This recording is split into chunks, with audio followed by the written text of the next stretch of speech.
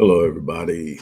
Dr. Rick here, dropping in on you. It's the weekend, so I know a lot of people are out by now, moving about doing the things that you do on your weekends. For those of you who are actually able to catch this live stream, partially and full, welcome. I'm always excited to do live engagement while I still do a lot of recorded production. I do try to uh, regularly engage from this live platform. Um, but welcome for those of you who are going to watch it later on. Um, I hope that you get something out of what I'm sharing today. Um, those of you who have followed me know that while I am heavily invested in my own business affairs, handling and doing the things that I do at Rick Wallace Enterprises and all of its subsidiaries, you also know that I have a very strong anchor in the Black community, and I have spent countless hours of research and program development, problem solving, excuse me, to answer some of the enigmatic issues that plague the Black community. And um, one is the widening wealth gap. And the fact that the wealth gap is widening while there's this constant narrative that Blacks are doing so much better than we have at any other point in time in the history of this country, it should be alarming, but most people tend to view everything from an anecdotal position, from a superficial position, from simply observing an imagery. And the optics are misleading. Yeah, we wear a lot of Jordans. We drive more Benzes than white people, but um, the median household wealth for whites is at 180 plus thousand, 187,000. Um, in fact, they control about 84% of the wealth in this country, while the median household wealth for blacks is at 14,000, which is worse than it was 8 years ago. Something to be concerned about. And so the importance of closing the wealth gap isn't about how much stuff you can buy, it's about the amount of power that comes with it to be able to set the course of your life and project out the type of future you want your progeny, offspring, to experience and enjoy. One of the things that I think we fail to understand in this selfish culture, in this individualized culture, is the level of responsibility of legacy.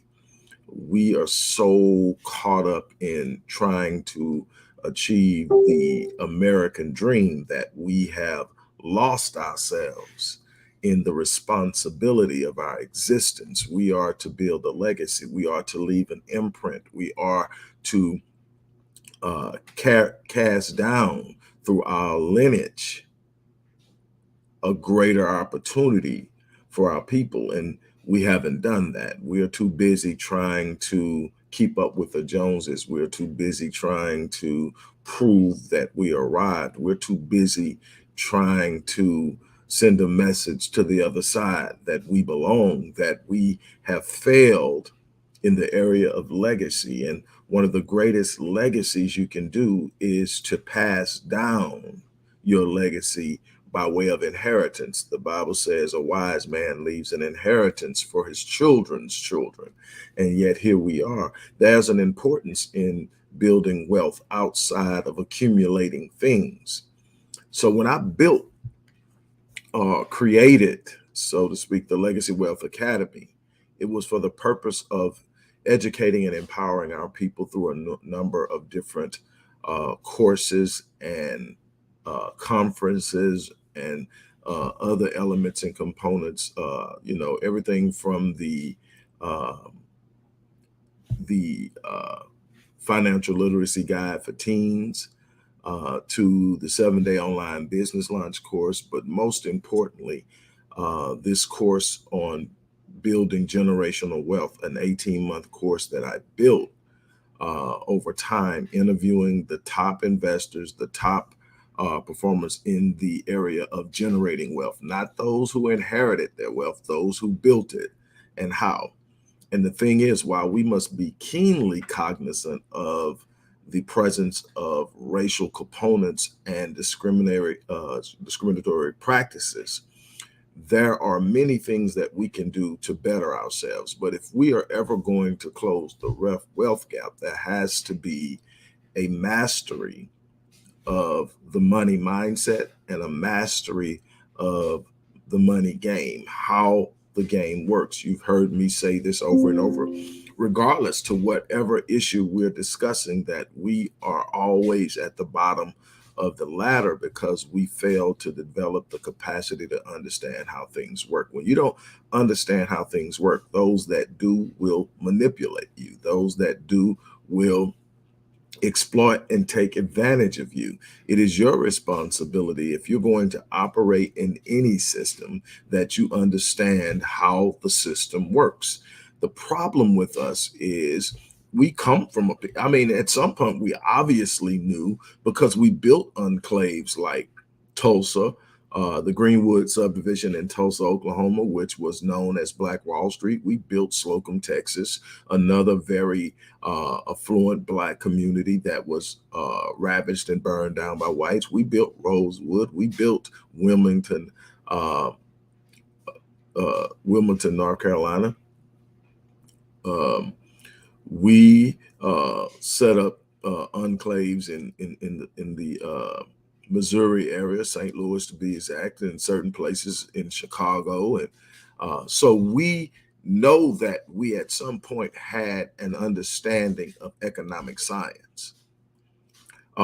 Before the civil rights movement, we owned our own theaters, we owned our own bus companies, we owned our own cab companies, we owned our own grocery stores and shoe stores.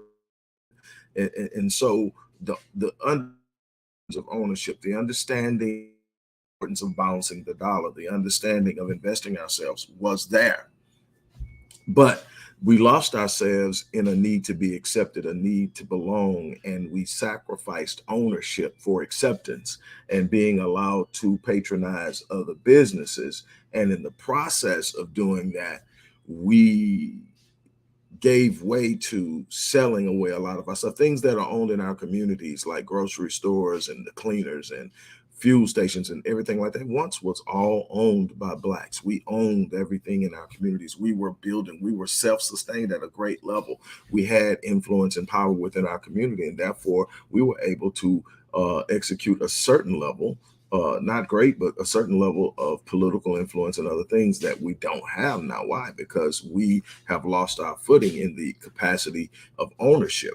Everything we want, we have to seek them in order to have in any great capacity. And that's because we have not built wealth. So when I set out to build the legacy wealth path to generational wealth, uh, I knew it was beyond me. I had studied a great deal. I have done pretty good for myself. I've definitely done better than the average person, but I didn't want to limit what I was going to share to what I knew. So I sought the minds of the master players in this game. And I took from what they had. And this took years. This took years of chasing people down over and over, requesting interviews, requesting an opportunity to speak with them to get their insight directly, researching what they had written, researching what they had said in other interviews, and putting pieces together and researching that stuff to make sure that it lined up. And I put it together in the Legacy Wealth Academy's Path to Generational Wealth course. This is an 18-month course designed to teach anybody who wants to learn the process and the equations to wealth building. It's a mindset, first of all. There has to be a shift in how you think about money. The wealth equation is about a relationship with money. What is your relationship with money? How do you view money? How do you see money? What do you think money is for? And then it's about what you do with money. And wealthy people invest. People who fail to achieve wealth and oftentimes end up at poverty or living check to check or barely scooting or 3 months away from Foreclosure are those who spend money. And the difference between both are actions of putting out. Whether you're investing or whether you're spending, you are taking what you have and you are putting it out. The spender puts out for something that is devalued the moment they purchase it. It's not worth what it was when you purchased it. A prime example is a brand new car drops in value anywhere from 20 to 30% from the moment you drive it off the lot, brand new. And yet we consistently overgoing that. And the vast majority of us are not only buying the new car, we're buying it through a finance company that's charging us an interest rate on the payments that we're making on the car. So we end up actually paying more for the car than the car is worth. So we didn't just get something that's constantly being devalued. We are constantly paying for what the car was worth before you ever drove it off the lot. Every payment you make on the car is a payment that is going on the initial price of the car, which that value, if it was a value in the first place that met the value of the car, that value decreased the moment you drove it off, but you're still paying on that value. And that's a poor investment. Now, everybody needs a car, but there's a better way to buy cars. It's rarely a good investment unless you're investing in something that's going to be a part of a collection that holds value. You'll find that wealthy people invest in car collections. It's not because they have one bagging rights. It's one of the best places to hide your wealth. Art collections are another good place to hide your wealth. You buy the art and then you insure. Do you realize that a lot of this art that people are bidding millions of dollars to purchase are literally in many instances ending up in storehouses and storerooms? They're never hung. They're never put in their homes. They bought it because it's a good place to store value. Because what are they going to do? They're going to bid on it and hopefully get it at a value that's less than what they can get it appraised at. Then they're going to get it appraised and have it insured for the value of the appraisal. So if anything ever happens to it, they actually get more money than it's worth. But nothing else, it's going to sit there and hold its value. Art rarely for no art rarely depreciates in value beyond the value it holds. It only appreciates. Precious metals, while they fluctuate in value, they hold value better than currency does. Jewels, same way. There are other fluid and less liquid ways to invest, but the idea of it is to understand when you're spending money on a liability versus an asset. And see, the wealthy person understands the difference between a liability and an asset. Another myth that floats around that has a lot of people confused is that when you buy a house, you're investing in an asset. No, when you buy a house, you're taking on a liability that can be converted into an asset as you build equity into it. Again, this is something you need and you want to make a good, solid purchase, but it is a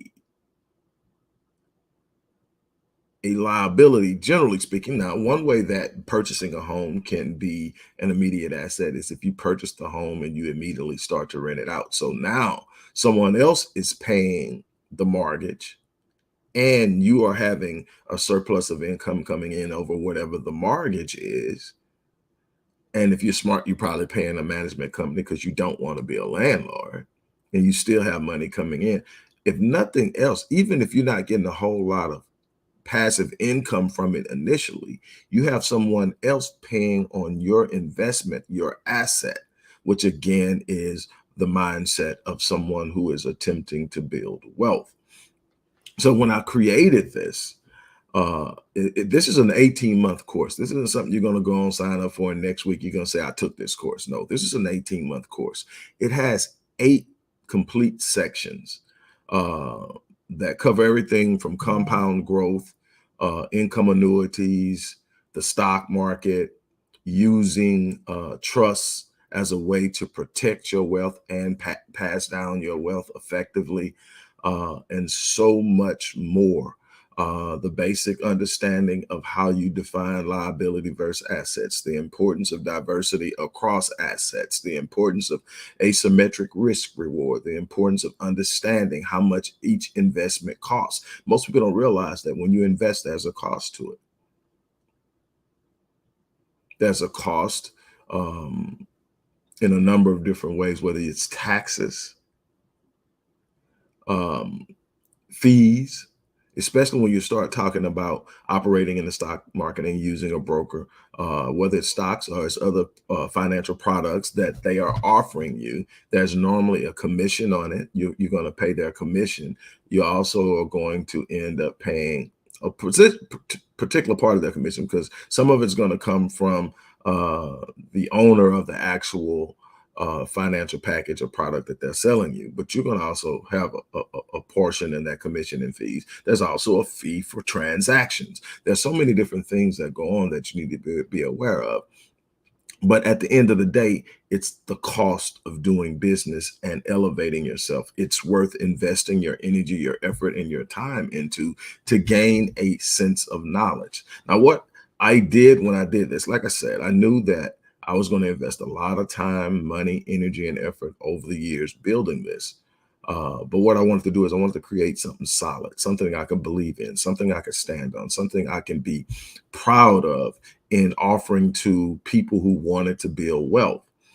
And this course is extremely comprehensive and robust. It's currently priced, regularly priced at $25.95, $2,595 for an 18-month course that's going to teach you something you're not going to learn in any master's economic class, in any master's class on finance. There are things that the heavy hitters are sharing amongst themselves and will share with anyone who will talk to them. One thing I found out is after you reach a certain level of wealth and you go into the ultra level of wealth, I found out those guys talk and won't shut up. If you can't get to them, it's not because they don't want to share it with you. It's because so many people are trying to get to them and they're limited with their time. But if you can find time and you got the patience and you're persistent, once they start talking, they don't shut up. And there are patterns to this that I picked up with each person I talked to, and those I couldn't talk to directly, those I researched. I read everything I could find on them. I found common denominators amongst them all. They're all big on knowing their tax liabilities. They're all big on asymmetric risk reward. That's explained in this course. They're all huge on compound growth. Matter of fact, Warren Buffett said that the way that he has arrived is through being healthy enough to live as long as he did. Now, I'm explaining that in a second. And a good mechanism for compound growth, which he found in uh, index funds, which are passively managed mutual funds, index funds like the S&P 500.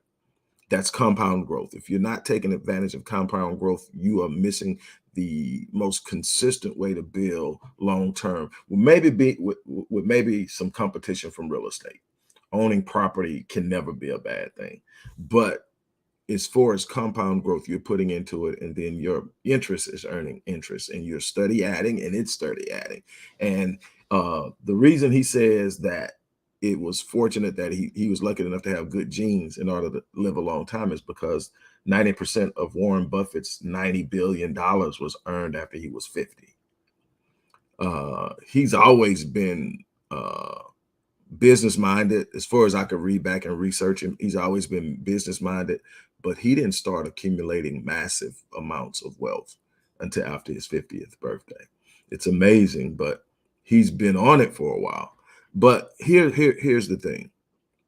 For this weekend only, I am offering this course for less than $1,000. That's over 60% off the regular price for $997. You can sign up. The link is in the box. Again, this is an 18-month course. This isn't something you're going to go get some get rich quick scheme in. This is not something that you're going to go sit down and you're going to look at it and say, I got it now. There are things that I learned from these interviews. There are things that I'm still systematically adding and putting into practice. It's a lot to learn, but what I'm telling you is when you know it, you can teach it. And that's one of the things that we've got to get back to. We've got to get back to the basics of economic science, the basis of financial science, the basis of building and owning. We will have something of value and ditch it for currency. And currency is the most volatile and fatal way to move and manage your wealth. The value of the dollar is under constant assault, diminishment, inflation. It is not what you want. You don't want a bunch of cash. You want things of value. So you want to be investing the cash you earn into things. So you take it and you invest it. Sometimes you're just reinvesting it in the very mechanism that produced it. Other times you're taking it and investing it in new opportunities. Sometimes you're doubling down on something that just seems to be performing at an unbelievable or astronomical rate.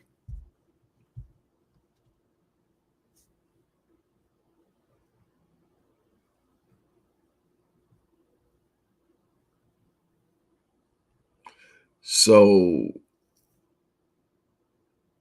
this is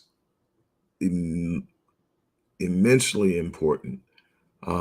If you want to change the course of your life, there are no quick fixes. There are some things you can do immediately to change your life. There are some things that you can do um, in the way of thinking, in the way of practicing, how you spend your money, um, the people you hang around, the circles you keep. Um, that's going to be massive. That's going to be extremely important. Um, but the practices of understanding the different mechanisms, understanding how the game is played, understanding what's there. Because while there are some discriminatory realities, while race absolutely does play a role, there are many means through which you can operate and move where you can eliminate, or if not eliminate, substantially reduce the influence of the racial caste system that has been so impactful over the last 150 plus years. Here's what you need to know. You need to be able to understand how to move. And nobody's asking your race when you are buying stock. Um, when it comes to buying property, your rate, you can always use a trust or a corporation to purchase. Again, nobody has to know who's the face or who's the primary holder or whatever in the purchase of that property. There are ways to move where you're invisible when you need to be so that you can still make the moves you need to make. They're going to always be the good old boy things where stuff is being passed around amongst the elite. And you have to, first of all, build a foundation before that even becomes an issue with you. So that should be your focus. Your focus should be, what am I building for me? And again, I'm going to double down on what I said at the beginning of this. One of the biggest problems we have is we're so consumed with self that we have lost sight of our responsibility to build a legacy and to pass down a legacy. And I am a firm believer that one of the greatest legacies that you can leave is your inheritance to your children. Again, the Bible says that a wise man leaves an inheritance for his children's children. Now, I'm a firm believer that the inheritance is more than just the bequeathment of financial wealth.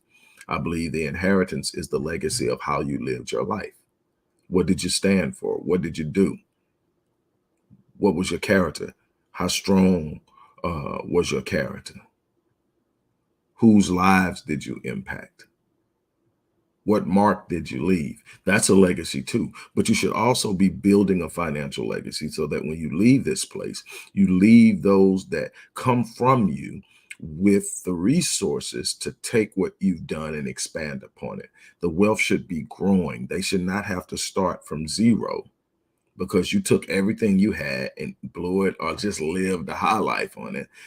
Enjoy the fruit of your labor, but also understand that Your children didn't ask to be here. It was a choice you made to bring them here. And if you brought them here, it should have been with the idea that I'm creating the projection of my legacy biologically by bringing kids in. My progeny are a reflection of me. And in order for me to allow them to truly express who I am, they must have the proper resources in order to do that. So that should be a focus on what I'm leaving them. That should be a focus on what I'm teaching them. That should be a focus on the seeds that I'm planting, and we have to start somewhere. So if they have $187,000 in median household wealth, and the median household wealth for blacks is only 14,000, and it was 17,000, and they were down at 170 something thousand the last time I ran the numbers in the research some years ago, probably 4 or 5 years ago. Then it tells me they're expanding this and widening this wealth gap at a pretty substantial, significant rate. And the way that you reverse that is you build. You don't ask them to fix it. You don't ask them to give you anything. Are we owed? I am a 100% believer we're owed reparations. But what I do believe is you can't. Number one is reparation isn't something they're going to freely give us, or they would have already given it because so many others have gotten it. So then what it means is the only way that we will ever get our hands on the reparations if we have the political power and the force in order to demand it. In other words, if we don't get it, we are a problem. We are not a problem as long as all we have is the ability to pick up a picket sign, because we have no economic power. We have no political power because we have no lobbying power. We don't have the economic significance to lobby anything and push any agenda through, because we haven't built the economic foundation on which we can be significant. We haven't built an economic systematic foundation through which we are building individual wealth, family wealth, community wealth, and then racial wealth on a level that we can actually sit up and enforce our desires by way of economic sanction. See, when you build wealth and you have this wealth and you're able to pass it down, what eventually happens is you have a significant enough influence on the economy that any sanction that you apply to any particular industry, any particular party, any particular local entity, it has an impact. And one thing I can tell you, they listen to money. They're not listening to your cries. They don't care how heartbroken you are about what you're going through. But they will care if you impact their money. They will care if you become a substantial force. And we need to understand money. We need to gain a better understanding of this $1.4 trillion in buying power that everybody keeps talking about that blacks have without truly explaining what it is. It is a gaslighting. Well, I won't say gaslighting. It is a deceptive narrative that gives the idea that we really out there got it. We're balling like that, 1.4 trillion. But if you don't put things in context, if you don't truly understand the dynamic, you'll be misled. Let me explain to you what that 1.4 trillion. It doesn't say 1.4 trillion in wealth, does it? It says in buying power. The vast majority of buying power in this country is what? Credit. So it's not how much money we have, it's how much force we have to buy based on how much credit we have, plus how much money we have. And in order for this government, which doesn't have a currency backed by anything of value, there's no standard backing the US dollar anymore. The gold standard has been gone since 71. So if there's no gold standard, what's backing the dollar? Debt.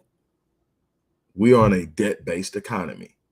In other words, the way this economy goes is convincing Americans that the economy is stable enough for them to buy and spend money. That's a constant push. That's why everything is commercialized, because we need you to spend. And we don't just need you to spend. We need you to spend beyond what you have the capacity to spend.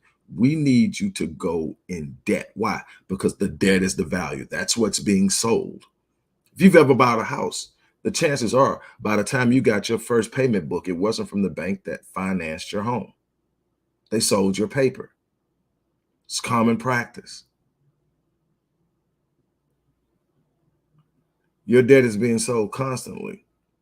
Even when it's bad debt, it still has value.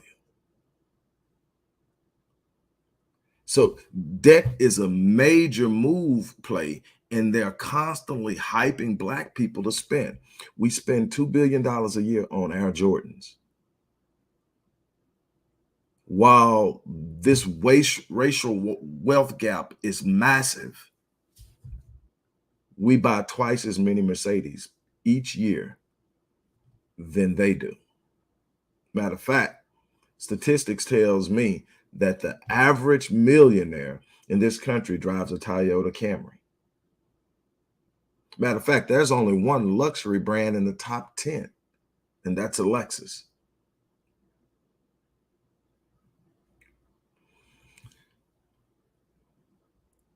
We are gassed up to feed their economy. And I've said this before.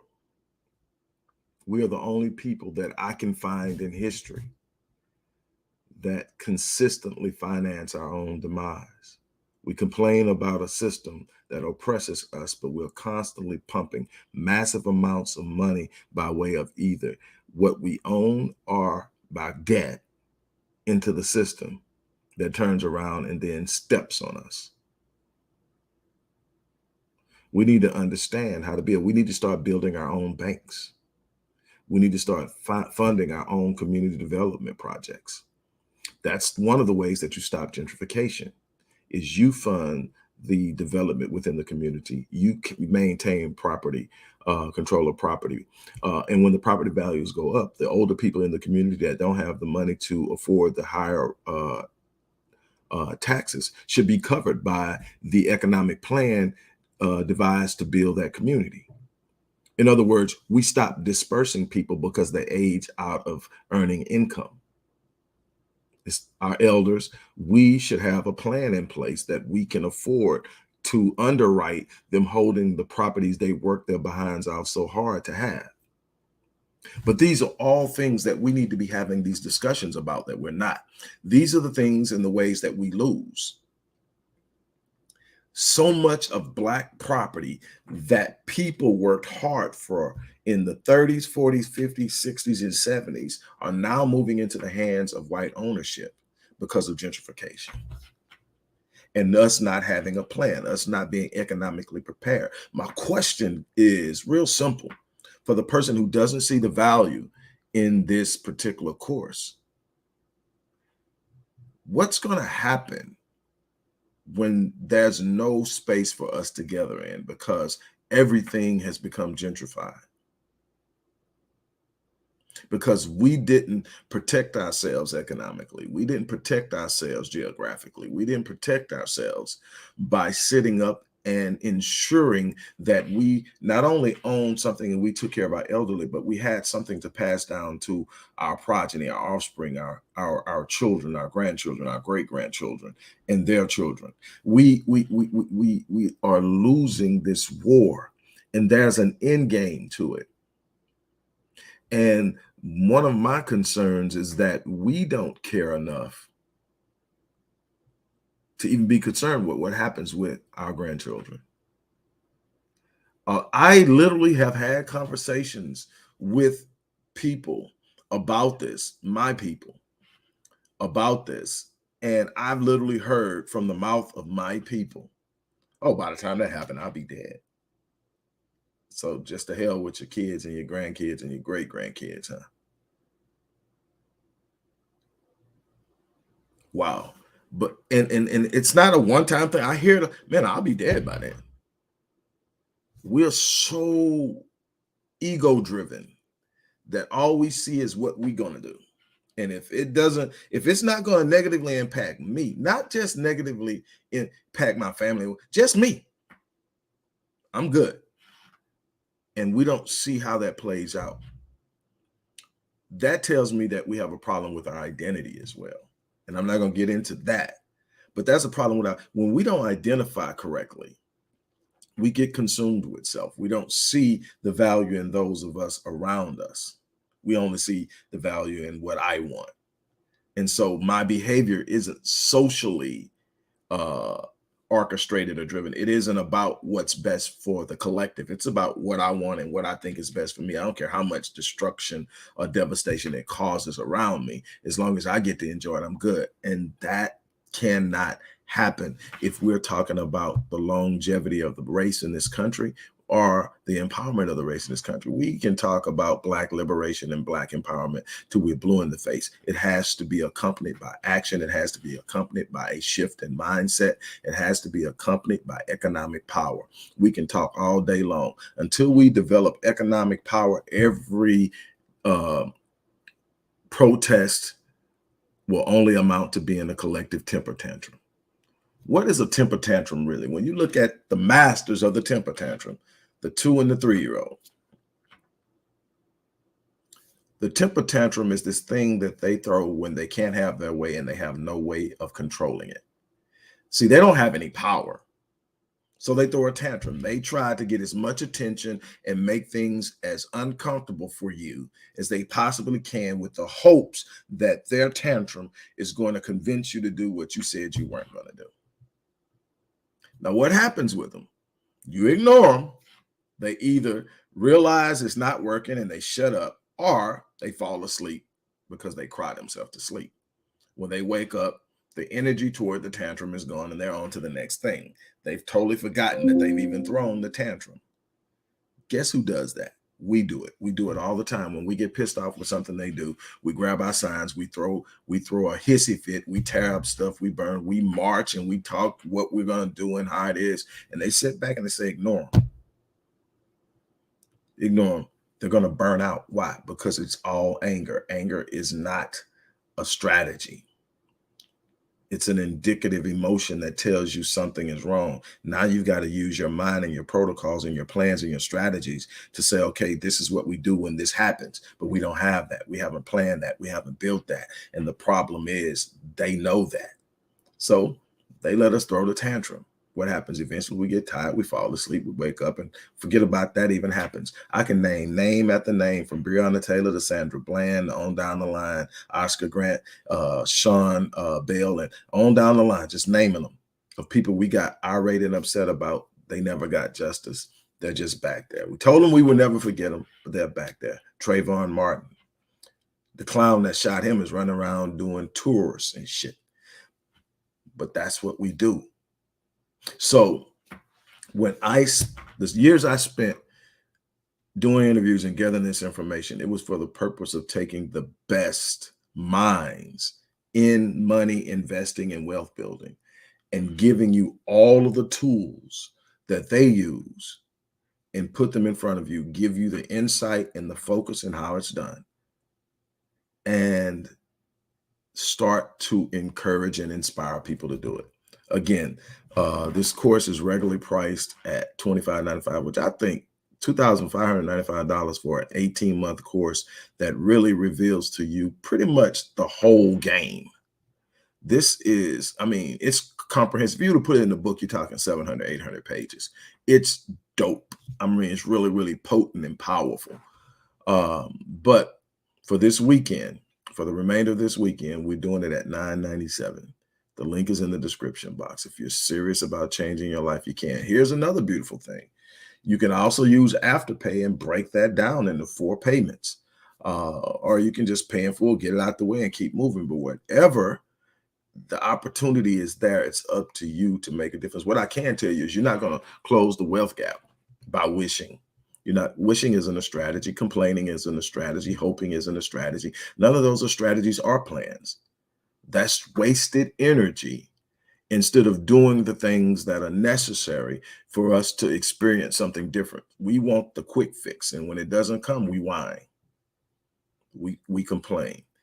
85% of Americans, regardless of race, wake up every Monday, every Tuesday, every Wednesday, on down, and go to jobs they hate.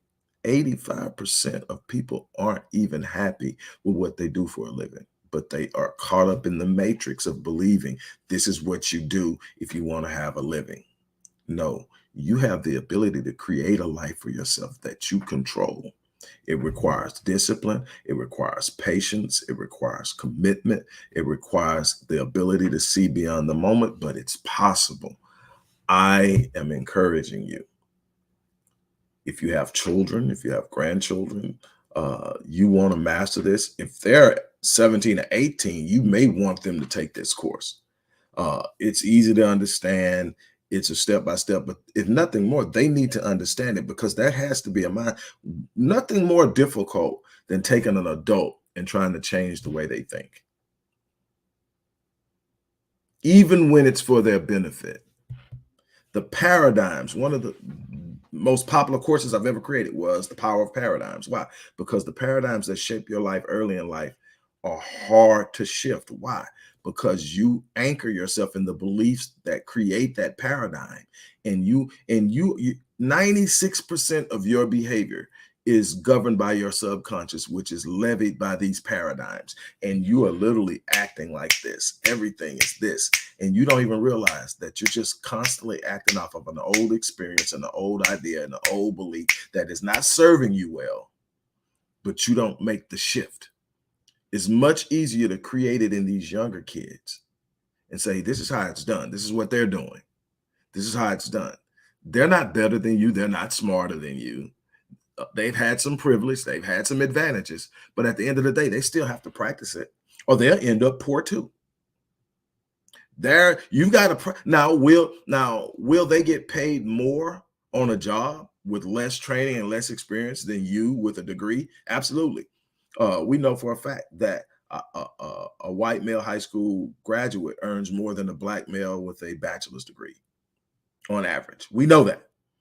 That's not what we're talking about. We're talking about if you practice this, they can't control you. They don't get to dictate your worth when you understand wealth building.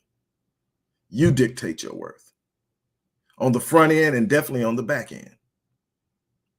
But you got to be willing to change the way you shift. Shift the way you think, shift the way you view things, understand the difference between a liability and an asset, gain an understanding of what it means to diversify and why. You should be diversifying not only in your assets, you should also be diversifying in your income revenue generation.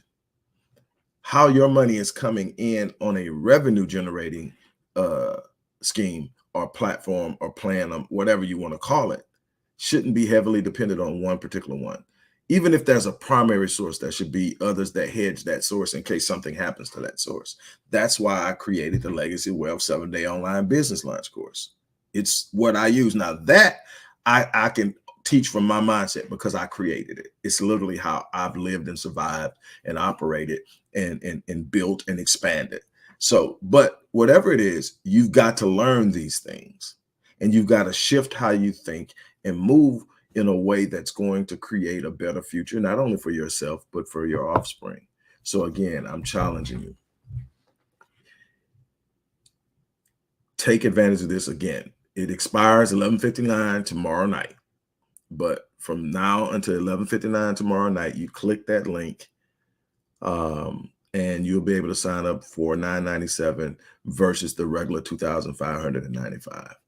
And if you want, you can use Afterpay and break that down into 4 separate payments. Also, there's a link to the course syllabus in there.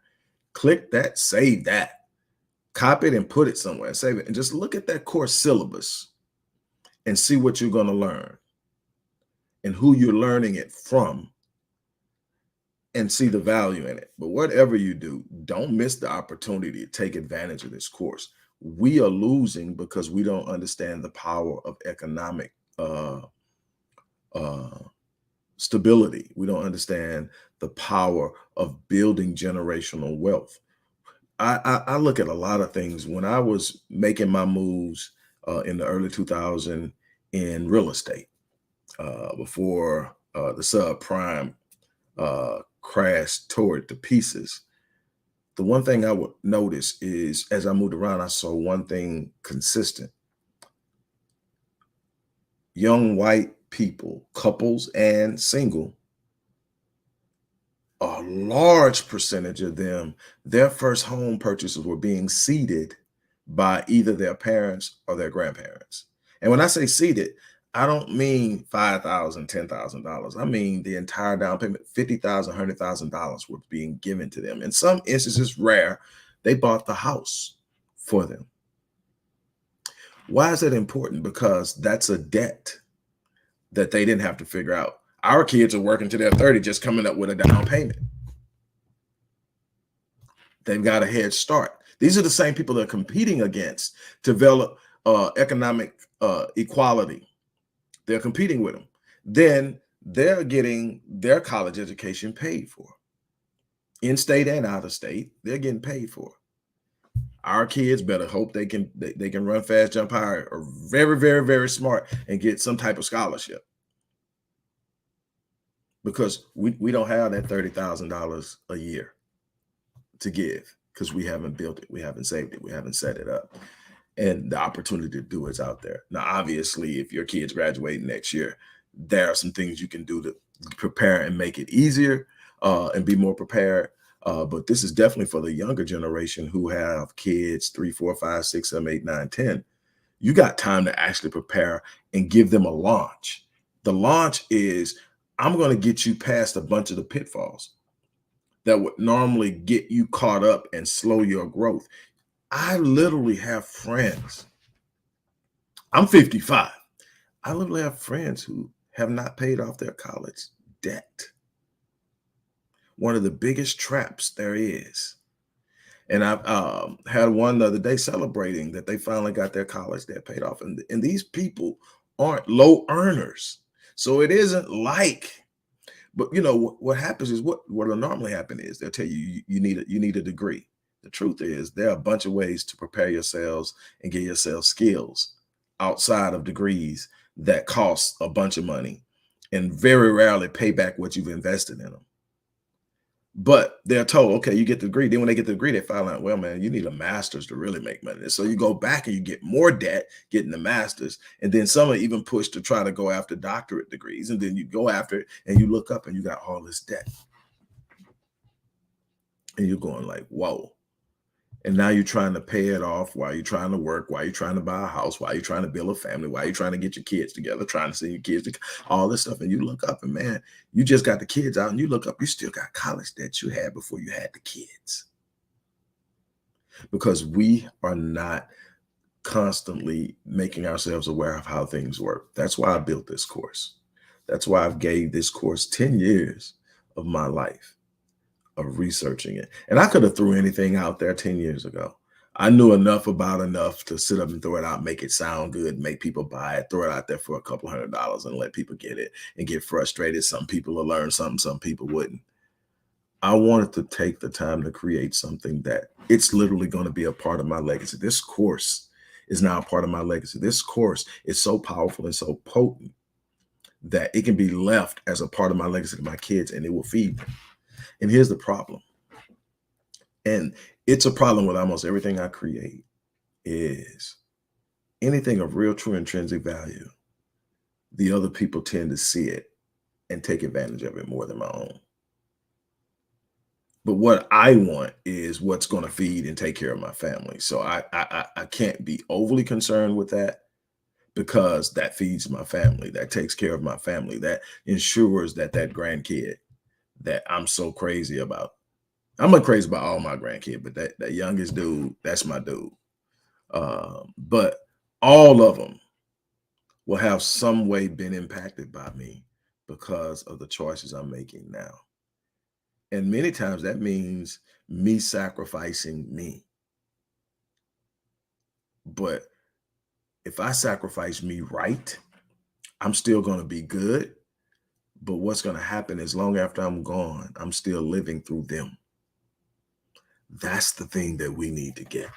So again, I'm going to get off of here, but I just want to stop by and really truly share with you the power of what's in this particular course, an 18-month course. And here's the thing I made up in my mind. This course is going to bless many people. And I'm going to figure out how and ways to make it happen. And today is just one of those days. Look, I'm going like, look, $9.97 was the introductory rate on it.